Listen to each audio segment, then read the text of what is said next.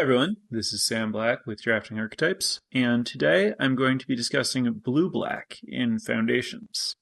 As always, the notes are available to follow along at patreon.com/draftingarchetypes.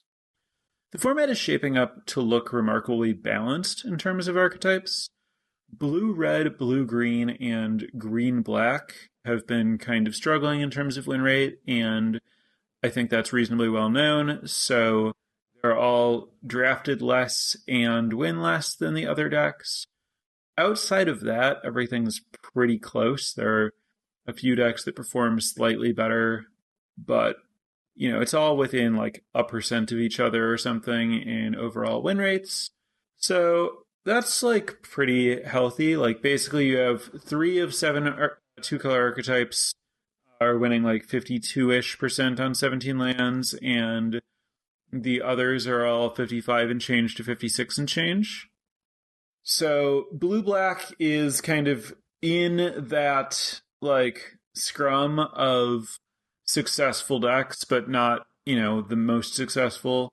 White-black is a bit of an outlier in that it's drafted like half again as often as any other archetype. It doesn't win especially more, but it is drafted more and wins about as much. Blue-black is in the cluster of other relatively popular decks.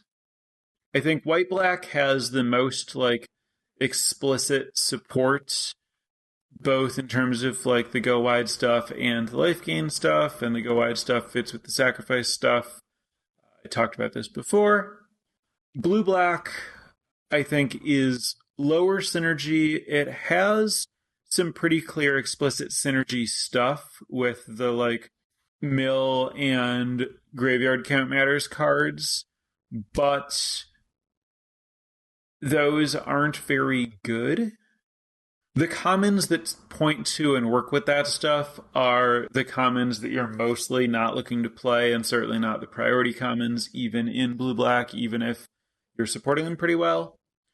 So blue-black ends up being a very low synergy deck for the most part. The draws to blue-black are basically uncommons, is where blue-black is most exceptional.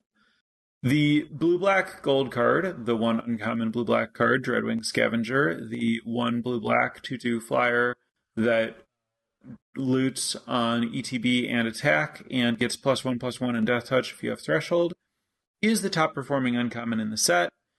So blue-black has the best uncommon, and then also many of the next best uncommons are blue and black cards. Not blue and black, blue or black cards. Mischievous Mystic, the 2/1 flyer that makes a guy when you draw your second card. Arbiter of Woe, and then stuff like Hero's Downfall and Vampire Nighthawk, and there are a lot of good blue and black uncommons. So a lot of the best commons are white, but blue and black excel at uncommon. And they're not particularly bad at common, to be clear. So the draw to blue-black is the power level of the commons and uncommons more than the synergy by a lot, which is fine. Blue-black is mostly just a control deck. I've seen some pretty good like curve out blue-black tempo draws supported by Big Fin Bouncer, the 3 and a blue 3/2 ETB bouncer creature you don't control to its owner's hand, or creature your opponent controls rather. But for the most part, your good commons are counters and removal spells, a little bit of card draw, some small ball card advantage type stuff like Burglar Rat and Infestation Sage.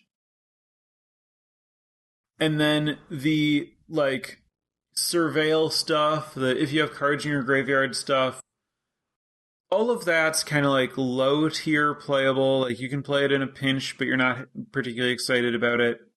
You're basically just a like nuts and bolts control deck, which means that you're incidentally enabling the graveyard stuff because you're playing a bunch of like removal and spells go to your graveyard, and removal makes the game take longer more than it ends the game, in that you don't run away with the game with a hero's downfall that goes unanswered.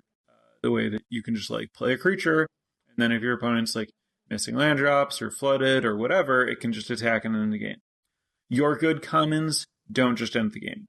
They might answer your opponent's answers to your higher rarity cards to lead to the game not lasting very long, but on average, overall, the cards that you're looking for are going to make the game go a little bit longer, a little more interactive. The graveyard's going to end up getting cards in it, so your stuff that cares about graveyard count will eventually function, regardless of whether you take cards that specifically fill your graveyard.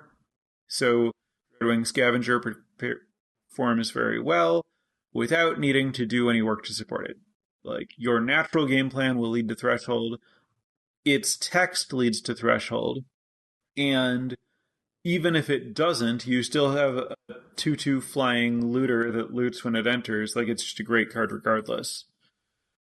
So, low synergy, high individual card power level, and then the fact that your good cards are good because they can pretty agnostically trade with your opponent's cards. Refute, Eaten Alive, Stab doesn't trade with anything, but it's usually trading up on mana and trades with a lot of things. Essence Scatter, a lot of this just like, the Voyage. Just a lot of cards that let you spend your mana to trade your card with your opponent's card. And your primary source of, like, the primary thing that you're getting out of all of that is that your little things like Burglar Rats and Infestation Sage that put you up like a fractional card, if you can answer all of your opponent's stuff, you can kind of like ride that fractional card to a reasonable amount of pressure. But what's really happening is you get some card selection with Refute, and maybe you play like the 1/2 flying looter, and you get to just kind of like filter away your excess lands so you're less likely to flood out.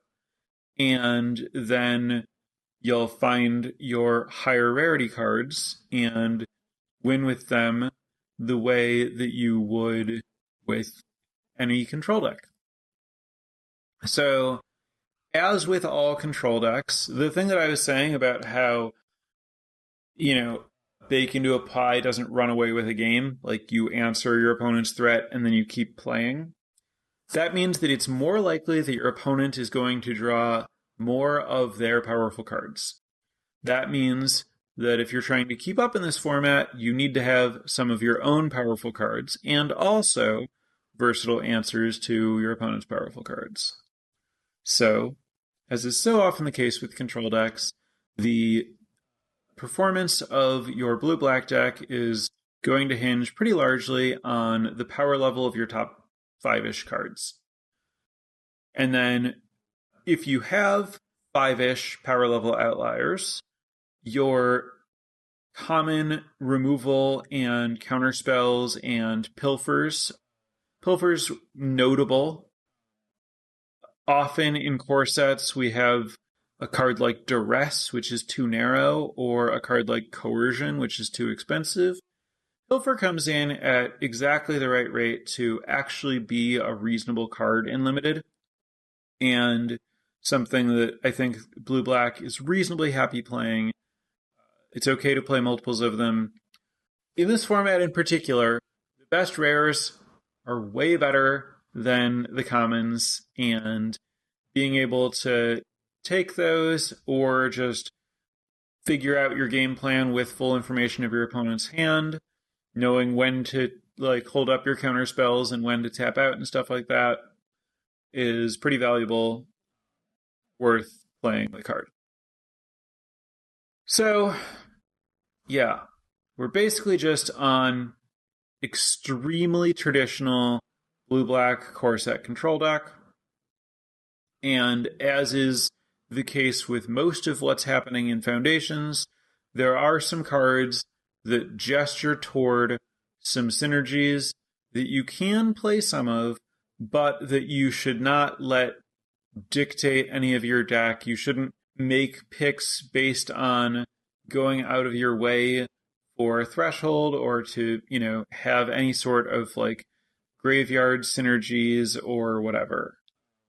You can play some cards like Cephalid Ink Mage, the 2/2 Surveil 3 that's unblockable if you have Threshold, or Billowing Shriekmass, the 4-mana 2/3 flyer that mills 3 and gets +2/+1 if you have Threshold.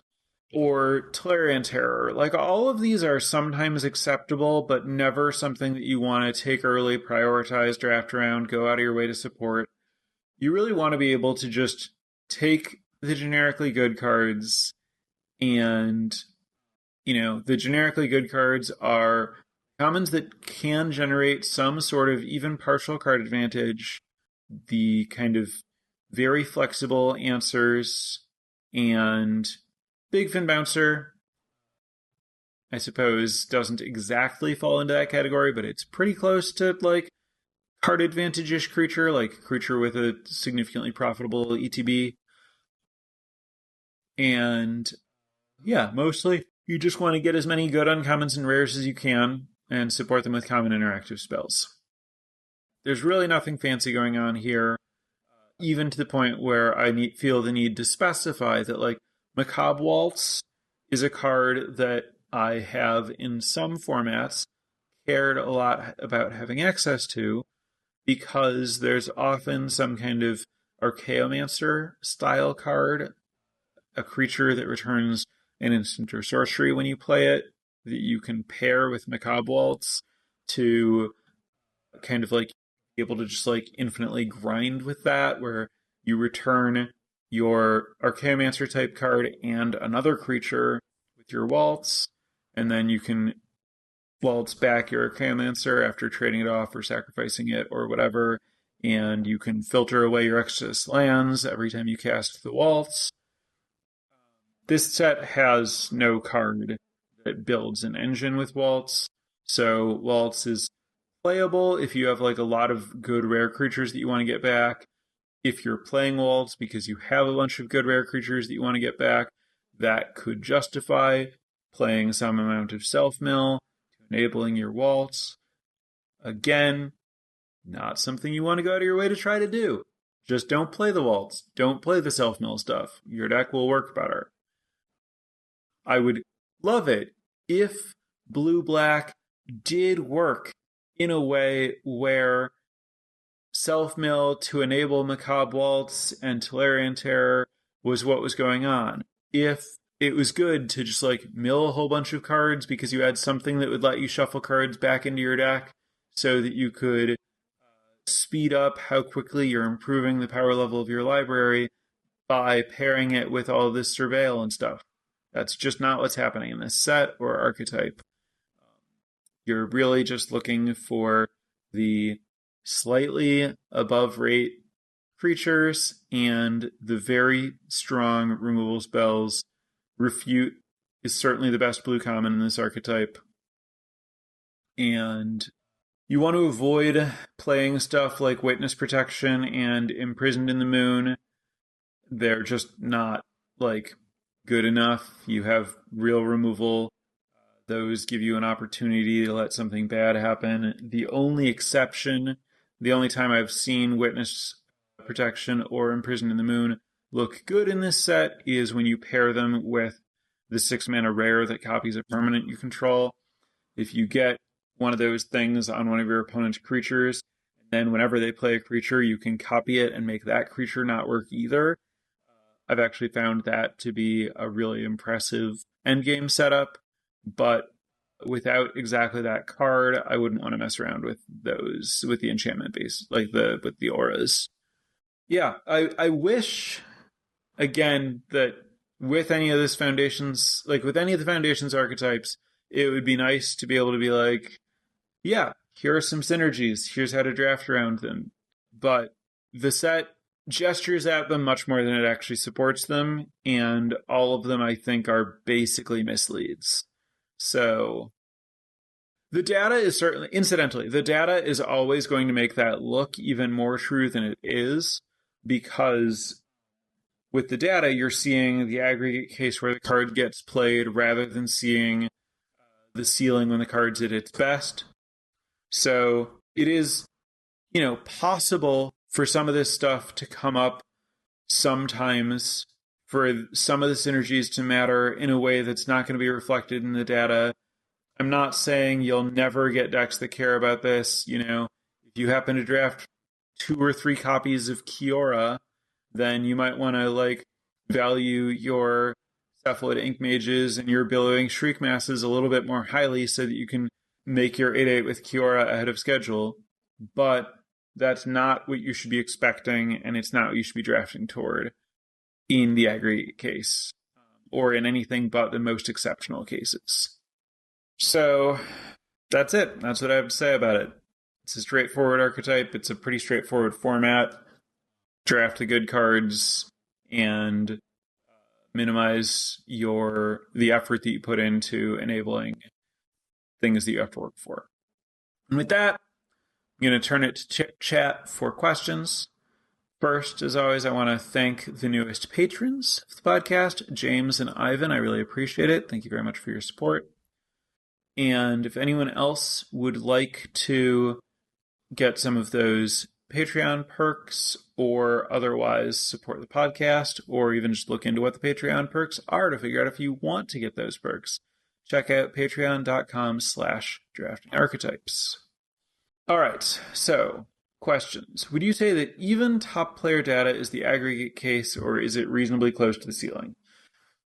So I did look at top player data for Tolarian Terror, for example, to see if it does better when it's played by top players, because maybe the top players are only playing it in the decks where it's properly supported. Still had quite bad stats. So either Tolarian Terror is just unsupportable, which doesn't line up with my experience in the format, or even top players are playing it in spots where it's not optimal, which sounds totally believable to me. I don't think that the top player cluster is all that exceptional on the 17 land stats. So I think that just anytime you're looking at the stats, unless you've found a way to filter for specific things, Untapped has some ability to look at trophy decks for decks that include only certain cards. Basically, I think that you need to really have a way to get into know what I care about is decks that meet these exact conditions. Then tell me the data within that.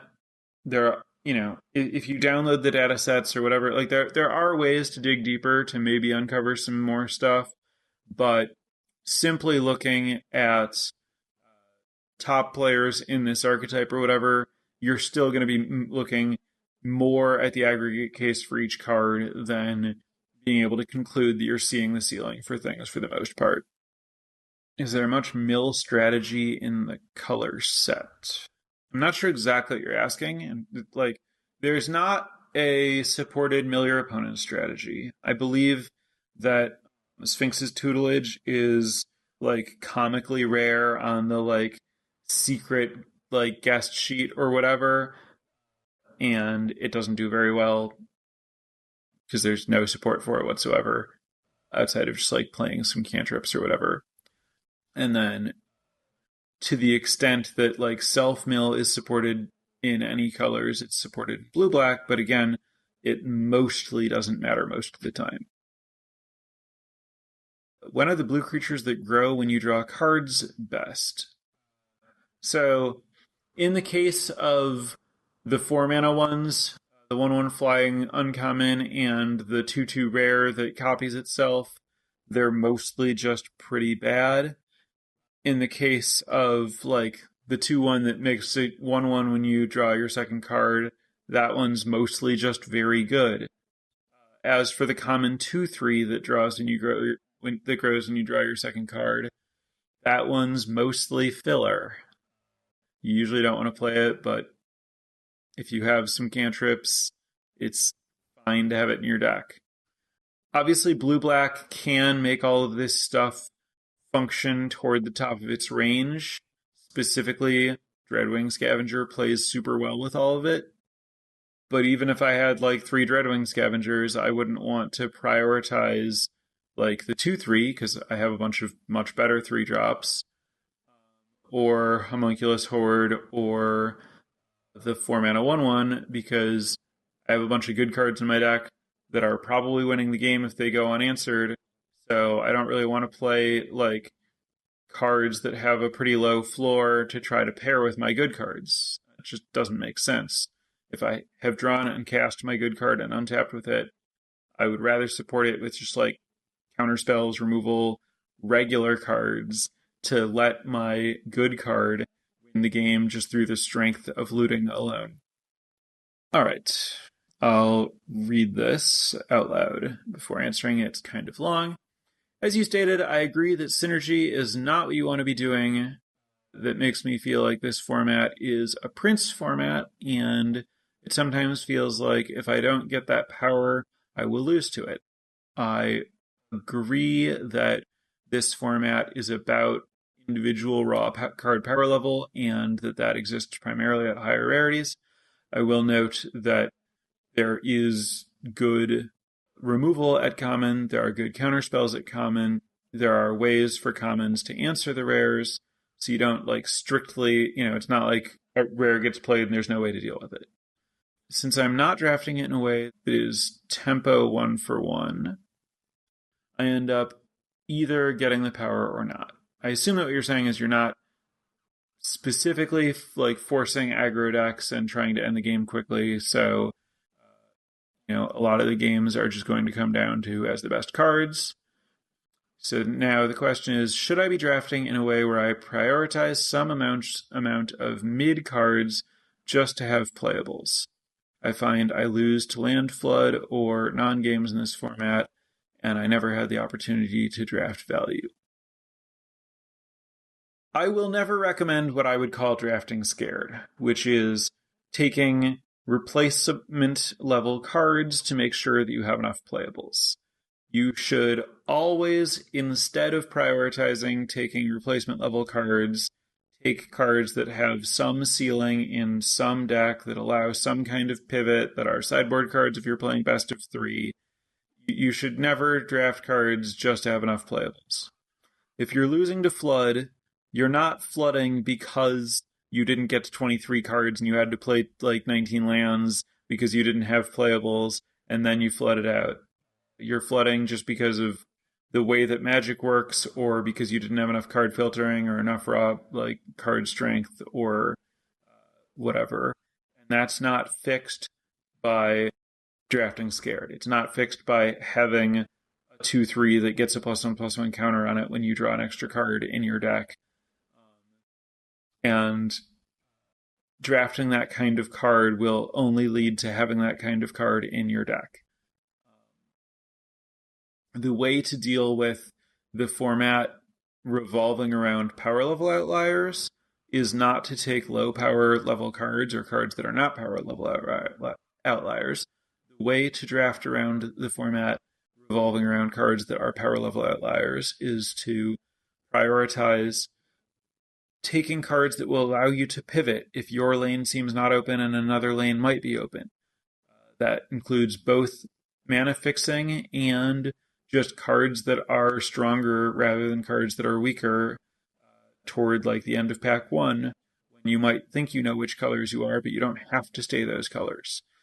And also taking answers and cards that can, trade with more powerful cards. Yeah, that's what I have to say to that question. Don't draft scared if you know how to avoid it. I do think that if you know how to avoid it is a real thing. I think that if you are new to drafting and you don't know which cards are replacement level, or you don't know how to figure out whether you're on track to have enough playables, it can make sense to stay in your lane and to take cards that you think you might need to play. If you are at that stage, you should be primarily focusing on learning which cards are replacement level and when you can afford to take stronger cards that you might have to pivot to make use of. But while you're not there, if you're trying to win in the short term, it can make sense to make some picks that, from my perspective, are drafting scared. However, you should only do that acknowledging that it's something that you have to do based on the knowledge that you have about your positioning in that draft and about the format at that time. And your biggest level up in drafting, while you feel like you have to do that, will be to learn to do it less. I have seen a pretty big divide on Strix Lookout in Blue Black. How do you think it fits the archetype when you only have good draw two, or only when you have good draw two synergies like Mystic? I consider it a playable but unexciting 2-drop that I will play if I have a lot of interaction and I'm playing a long game and a looter seems particularly valuable and I think that I'm likely to get to a stage in a game where I can afford to spend mana looting. If I don't have enough defense for like Healer's Hawk and like Infestation Sage token style flying, or if I have synergies, I will never prioritize it, but I think it's fine to have it in the deck. Mostly it's a like replacement level common creature, and it's difficult for any particular synergies to make it better than that, but how it lines up with other replacement level common creatures will, vary based on your curve more than anything else, but also somewhat based on, again, how many 1-for-1s you have, where more 1-for-1s make a looter stronger, and whether you have synergies with the drawing an extra card. When is the best time to cast Pilfer? Would you cast it instead of a creature on turn 2? I would almost never cast it instead of a creature on turn 2. Your opponent isn't going to empty their hand on turn 3, and they're going to draw one card, play one card, and you're going to have similar overall options. They'll have another chance to have drawn their 6-mana bomb, but you will have, less ability to take their only 3 and stop them from curving out. But you're kind of playing off curve to put them off curve, where you don't know for sure if you're putting them off curve if you play it over a 2. So my answer to when to play Pilfer is basically the first opportunity that isn't setting you back. You talked about blue and or black cards being among the top commons and uncommons. To what degree do you think that's because game and win rate is skewed toward control cards? Improvement when drawn is wildly skewed toward control cards. Game in hand win rate I don't think is very skewed toward control cards. If you have concerns about it being skewed toward control cards, you can look at opening hand win rate and see how commons that you have questions about line up there. I haven't closely studied that. I mostly trust game in hand win rate. But if you have concerns about that bias, you can certainly counteract that bias by also factoring in opening hand win rate. But as long as you're not relying on improvement when drawn, I think that you're going to be pretty much okay as far as they're not just being a massive bias in the data toward control cards. So as far as do I think that that's what's going on in terms of making blue and black commons look good? No, I think Bake into a Pie and Refute are just strong cards. I'm imagining a graveyard full of black removal spells that makes Tolarian Terror super cheap. I guess that's not typical. Well, by the time you have a bunch of removal spells in your graveyard, you can probably just cast a 5/5. So what's happening there is that Tolarian Terror is not doing anything special in the spot where it's just removal spells that are enabling it.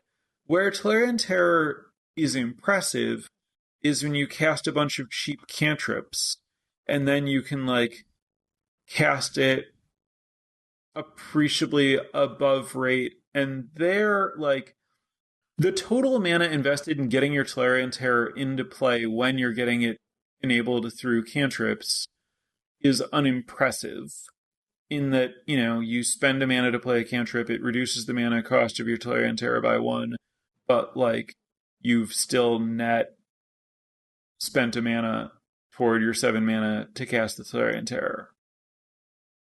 If you cast 2 Tolarian Terrors or 3 Tolarian Terrors after investing mana into cantrips, that's where you're really doing something impressive.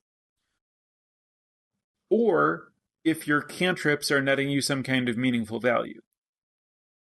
But if you're just kind of like playing a game where a normal number of instants and sorceries go to your graveyard at a normal rate because you're killing your opponent's creatures, like you have a stab, you probably don't get to like curve out with it and play it on one. Let's say you stab something on turn 2.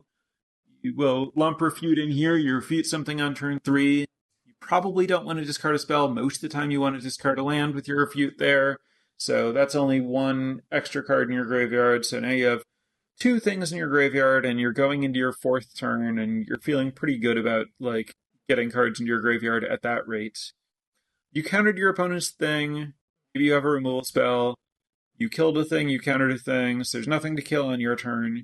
You pass, your opponent plays a thing, you kill it. It's turn 4, there are 3 things in your graveyard. You go to your turn, it's turn 5, your Tolarian Terror costs 4 mana, you can cast it. Great. If you were playing 4 and a green vanilla 5/5, you would also be able to cast that on turn 5. So, nothing special is happening here when you, like, spend your whole game like using removal to get to the point where you can cast Tolarian Terror. Your guy is Ward 2, that's pretty cool. Maybe you're able to, like, also cast a Pilfer or cast a Think Twice on the turn when you play it or something. But all of that depended on, you actually drawing your removal and you firing it off on the first thing you could use it on. A lot of why removal is good is you get to be selective about what you kill with it. And so you're not really looking to just like curve out black removal spells into Tolarian Terror. Which is why Tolarian Terror doesn't pair all that impressively with black removal. You don't want to be in a spot where you, like, if you're playing creatures, you're not making your Tolarian Terror cheaper. If you're not playing creatures, and you have to just like use your removal spells on anything, you're not getting any virtual card advantage out of this Tolarian Terror or out of your removal spells. You're just like trading down on card quality a lot of the time on your removal spells to get to the point where you can like cast your Tolarian Terror that's, fine, but not doing anything special. And now you've like used your removal spells on creatures that were going to be invalidated by your Tolarian Terror. So, yeah. If you have a bunch of cantrips in there, you can cantrip a bunch, then play your Tolarian Terror, then still have whatever removal spells you had in your deck, and then use those selectively on your opponent's creatures that still matter while you have a Tolarian Terror. Now you're actually doing something. But you really want those, like, blue cantrip type cards in your Tolarian Terror decks to make the Tolarian Terror matter. Why is Big Fin Bouncer considered a good card? 17 lands rates it at about a 57% game in hand win rate. I've been led to believe tempo isn't that great. 4 mana to bounce a 3-drop seems not impactful in the games if the games go to turn 8+. So a 1 mana 3/2 is just like very good on rate. It's like, you don't really get 3/2s for 1 in limited. Spending 4 to reset their 3 isn't exactly spending 1 for your creature, but it's kind of similar to that. And sometimes you bounce something that cost 5 or whatever. And sometimes your opponent is like mana light, spell heavy, you bounce their thing, and they never replay it, or they don't replay it for like 3 turns or something. And when that happens, you've basically killed their creature. You've generated virtual card advantage because their card's not doing anything. If the game goes long and you're not killing them while their creature's gone, that might be fine because often what it's doing is it's stabilizing. Your opponent is playing an aggressive deck, they curve out. They play a creature into another creature. You maybe didn't have creatures, but now you play a creature, you bounce a creature, that's gone, you block the other creature, and now no damage is getting pushed. Whereas if you just like play a normal creature, yeah, they can keep pushing damage, trading off resources while you're behind. Yeah, stabilizing, I think, is the big value add from Big Fin Bouncer in the controlling decks. And it's very good at doing that. It's, mathematically as good at stabilizing as it is at pushing an advantage. Like, either way, you're getting the same effect of spend 3 mana, get a creature, bounce a creature, and that effect works either way. Like it works on offense or defense. It works for like pushing tempo or stabilizing. And a 3/2 is in a lot of ways a better blocker than it is an attacker, in that when you're trying to attack with it, you're trading down against 2/2s, whereas when you're trying to block with it, you have more control to be trading up against 3/3s. And so in that way, now there's a lot more going on here, but in that exact way, it's kind of better at stabilizing than it is at pressuring. So yeah, and I think if you just like, see some games, play some games where your opponent curves out and you either do or don't, especially if you don't, and you play the Big Fin Bouncer and now like things are okay. It's very important that like, if your opponent normally, like if your opponent curves out and you don't, and you play a 4-drop to try to stabilize, and your 4-drop is like a 3/4 otter, and your opponent uses a removal spell, then they get to hit you with the 2 creatures they had in play. And then things are really bad for you. Whereas if it's a Big Fin Bouncer, you bounce one of the creatures. Now if they have a removal spell, they only hit you with 1 creature. If they don't have a removal spell, they trade their 1 creature. You're not taking any damage, or you're taking much less damage. That's a very significant first step towards stabilizing. And that's why Big Fin Bouncer is good. I've been playing lots of card draw in blue-black, but I've also been playing payoffs that maybe I shouldn't, like Clickant Skymate. In a deck without these payoffs, should I play less card draw? No. The best payoff for your card draw in this kind of format is a combination of drawing your rares, making your land drops to play your powerful cards, and getting ahead on 1-for-1 exchanges. Getting into a game state where you can trade your cards for your opponent's cards, and then you win because you have drawn more cards than them and you've traded everything down. Basically, the classic thing that card advantage is, the thing that attrition decks are looking for. If you are a control deck, you are winning either because of card advantage, which really means winning because of attrition. It means trading off resources until you have the last thing, and then winning because that thing is the thing that's left. You're either winning because of card advantage / attrition, or you're winning because of a bomb or a more powerful play.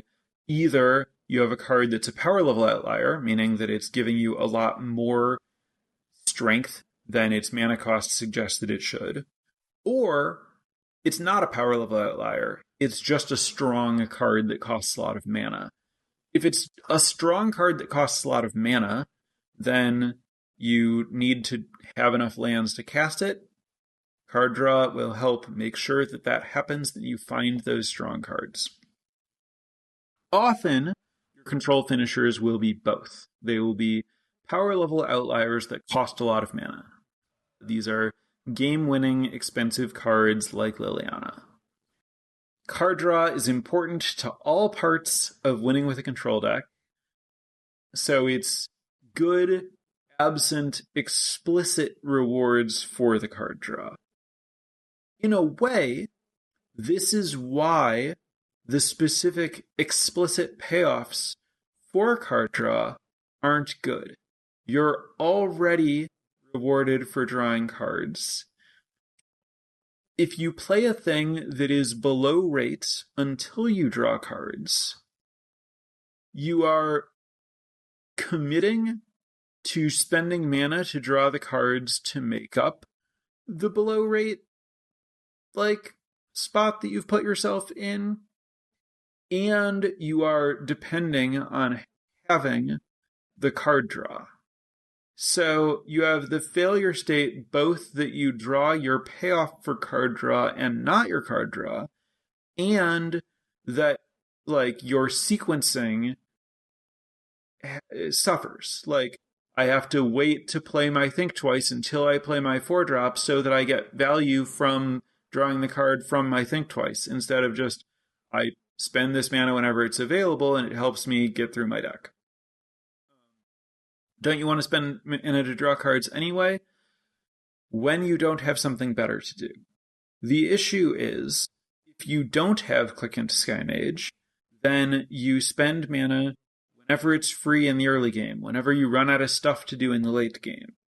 If you play Click into Sky Mage, you have a bad card until you invest mana in drawing cards. So you're basically committing to, I'm going to spend mana to draw cards exactly next turn, instead of when it happens to be convenient in the course of the rest of the normal game. And that cost is actually pretty steep.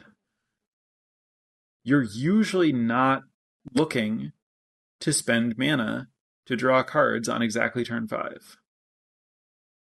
You want all your creatures to be better than drawing cards, which Clickant isn't. It's hard to say which creature is better than drawing a card. That's very contextual and situational. It's what I'm saying about, like, you would rather play a creature than draw a card is it's basically always better to play the cards that you have and then draw cards, rather than not playing cards and investing mana in drawing cards. Because when you have cards in your hand, more cards aren't doing anything. They aren't affecting the board. They're not letting you win. The cards that you have in your hand need to get played to do something. And as long as you have cards that you can play that will affect the board, you generally are better off playing them and affecting the board, getting your cards working for you. The reason card draw is good, even though it's always better to spend mana on something else instead of spending mana on card draw, is that without card draw, sometimes you run out of stuff to spend your mana on. And if spending mana drawing a card later allows you to spend more mana on more different things, that's good. But it's not better than just having the perfect cards and not needing to spend mana drawing cards. I think that covers it. Cards in hand are like excess inventory. Yes. Exactly. Definitionally. I mean, cards in hand are inventory. Cards that you can't cast yet are excess inventory. You always want to sell off your current inventory if you're thinking of yourself as a store before you restock. So if you have inventory, your priority should be moving that inventory. If you don't have inventory, your priority should be acquiring new inventory. For to think of myself as a car manufacturer, whatever field you're most familiar with probably has an analogy, but regardless of how, whatever works best for you, yes. Cards in your hand represent potential energy. What you need is actual kinetic energy. The physics of Magic are always working toward actually affecting the board. And cards in your hand are tools that let you do that. You need mana to use those tools. Sometimes you want to see more cards before you decide what to do on that turn.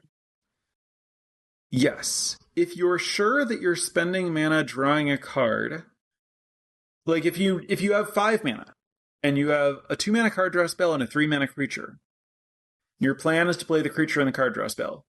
You should play the card draw spell first, because it might change, you might get a better creature to play. Whereas if you play the creature first, assuming it's just like a regular 3 mana 3/3 or whatever, and then you draw the card, like the creature is not informing the card draw, but the card draw can inform the creature. That is the spot where technically you want to play card draw before you play to the board. But in practice, those are happening like meaningfully at the same time. This is what you're doing with your mana in that turn. There's a right order, but as far as like, what am I spending my mana on? You're slating your mana that can affect the board toward affecting the board before, and then like your excess mana is going toward the card draw. It just happens that the excess mana is in the same turn. And so in that turn, it should go toward drawing a card first.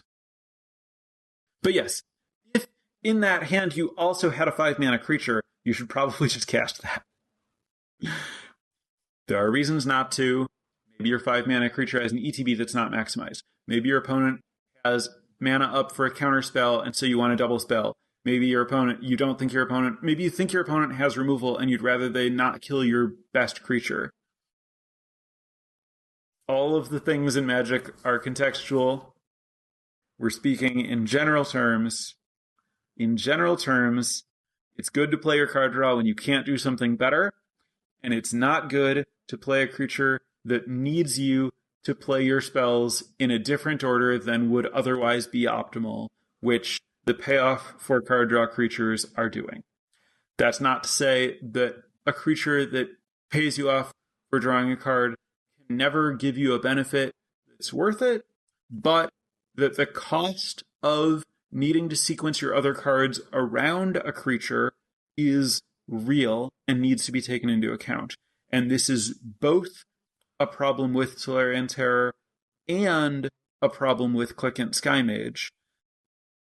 And in this low synergy, nuts and bolts, fundamentals limited format, you want your cards that ask the least of you, that are just inherently good and strong by themselves and let you play the rest of your game following good Magic fundamentals. All of that feels like a significant aside from drafting blue-black in this format. Except that I think that this is actually a great format to have these discussions, because it is a format that is about this kind of like fundamental Magic stuff, and also there's not that much else to discuss in this format. So I'm happy to have these questions come up and to kind of go deep into it in this set in particular. But I also feel kind of like we've gone deep enough into the like fundamental stuff that it's kind of hard to get back to the topic of, blue-black in this format exactly. And for that reason, I'm going to wrap the podcast up here. So thank you very much, as always, for listening. Thanks especially to those in chat for the questions, and also very much thank you in particular for the questions here that led to the more fundamentals type discussion that it wouldn't occur to me to bring up, but that is very appropriate to this topic and this archetype and this format. So thank you. Have a good week, and I will be back next week. Bye for now. Prepare for light speed.